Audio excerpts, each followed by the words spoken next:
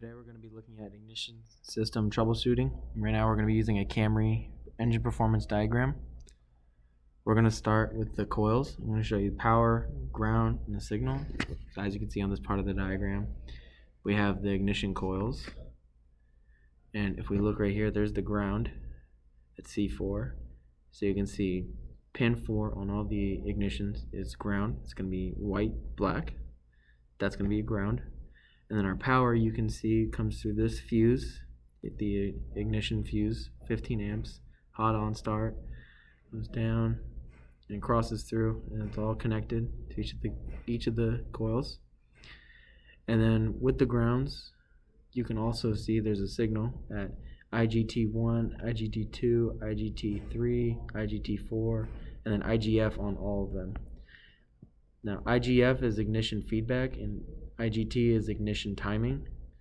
So those are all signals, and they come down and they come to the ECM, and you can see they're IGF1, IGT4, IGT3, IGT2, and IGT1. Those are power signals and grounds of the coil unplug system for this Camry.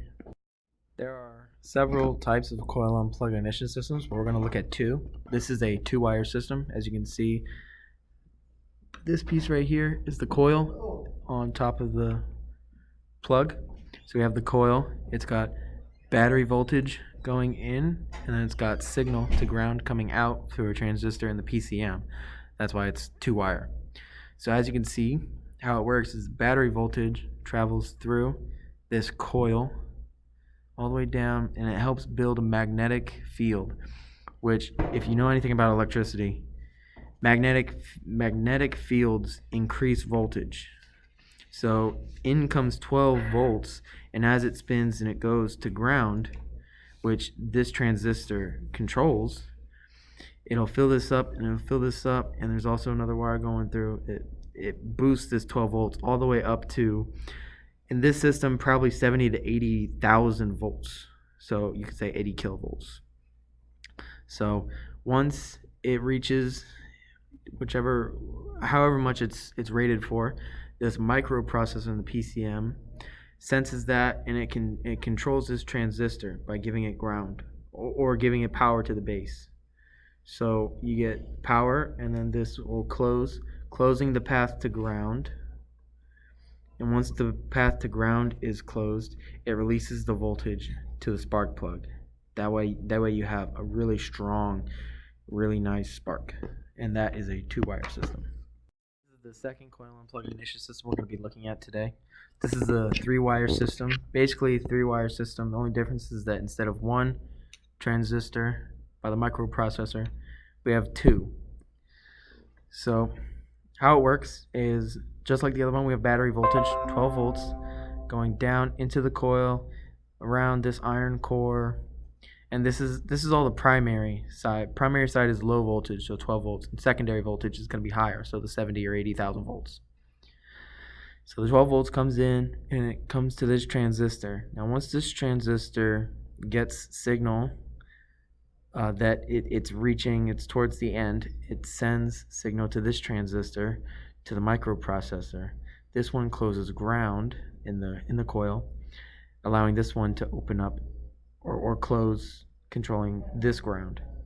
Then it fires however much voltage is created, up to 70,000 volts, whatever the voltage is, releasing into the spark plug. Okay, so we're back to the diagram. We're going to be looking at ignition coil 1, and I want to show power and ground as well as signal to ignition coil 1, exactly where it comes from. So as you can see, I have pink highlighter is going to be our power, orange is going to be load, and green is going to be our ground and signal. So as you can see, power comes through over here to the instrument panel, left side of dash, inside the car, and it comes down through this fuse, the ignition fuse, and it comes all the way down through this black wire that's H7 black, comes down and connects to brown, where it splits off. It's still brown, and then it splits off again to, you can see right here, battery plus, which is just battery. So battery positive. So the voltage is being used, however much is being used in the ignition coil, and it goes to ground. As you can see, GND is ground, which is going to be white and black. So it goes all the way down to ground. Now all of the ignition coils share the same ground. C4, top rear of engine. So you can see there's ignition timing 1 and IGF, which is going to be our ignition feedback, which is through our transistor. So IGT1 comes all the way down here. It's a white and blue wire, which we'll look at later when we hook up an oscilloscope. All the way down to the ECM, as you can see, IGT1 in the ECM. And if we look at IGF, IGT1 was white. IGF is going to be white and blue. You can see it comes down. All of them share the same, and this is hooked up in parallel. So you can see on waveforms, you can see this one goes, and then this one goes, and then this one goes. So if this one's somehow missing, somewhere around the line, it's not working, it's going to shut off. One is going to shut off the injector. It's going to throw a check engine light. And you can even see where it's skipping. So we'll look at that when we do the oscilloscope. And they're all connected, and they come all the way down here. And they're connected to IGF1 right there. So that's power grounded signal for ignition coil 1. And we'll look at that later when we check out the oscilloscope. So here we're going to be checking voltage at a coil. So I chose ignition coil 4 because it gives me plenty of room to work with. This is just going to be on our sheet. So I have our ground wire connected to chassis because all battery voltage should go back to the chassis, which is connected to the battery. So we should get good ground. So we're going to test right here at the connector where the battery is in. So this brown wire, and test that. You want to test if you can back pin in the connector. You want to back pin in there because then you get better signal, and then you're going to get 100% what's going in there. Alright, so here we have our oscilloscope hooked up to our signal wire.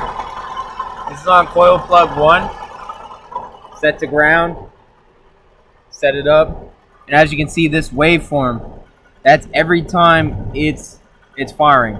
So you can see we have it set up to, our time is 50 milliseconds, our volts is 1 volt, and you can see waveforms are differing. That's every time it fires. So that's for the oscilloscope. We set it up. Okay, so I ended up losing a couple of files due to them being corrupt, so I'm going to go ahead and explain what I missed. First thing is the anatomy of a spark plug. There's, of course, your main electrode and then your ground electrode, your threads, the nut, and then you're going to have your insulator. The insulator is usually like a ceramic material, and nothing electricity can get through. And then the nut, the threads, the electrode, and then the ground electrode. The power electrode goes straight through the middle. It's basically the body of the spark plug.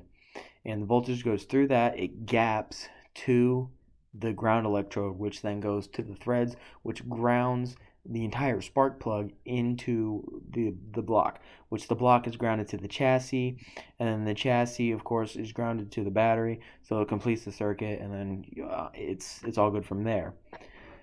So we have that, and then of course we need the hot and cold of the spark plugs. So hot plugs have less insulator, so they don't give heat as good. So the way that spark plugs give off heat is through their threads, much like heat fins on an old motorcycle head. You can see them. It's for air cool, so those dissipate heat, and cold ones have more fine threads that are easier. They have more of them, so they can dissipate a lot more heat, and the insulator is a lot less. So that's that. And then of course we missed the spark plug tester. Now spark plug tester, all it does is it connects to the boot of the coil unplug system, or the spark plug boot if you're running a distributor system. So you have that, and you ground it via a ground wire to chassis, or in our case we had a valve cover bolt that was easy to get to, so we grounded it there, and you watch for the spark. And in our case we were able to see a really strong spark, so we know that end is really good. Unfortunately, I lost that footage for you, but I tried my best to explain it to you. I hope you enjoyed the video. Thank you for watching. Have a great day.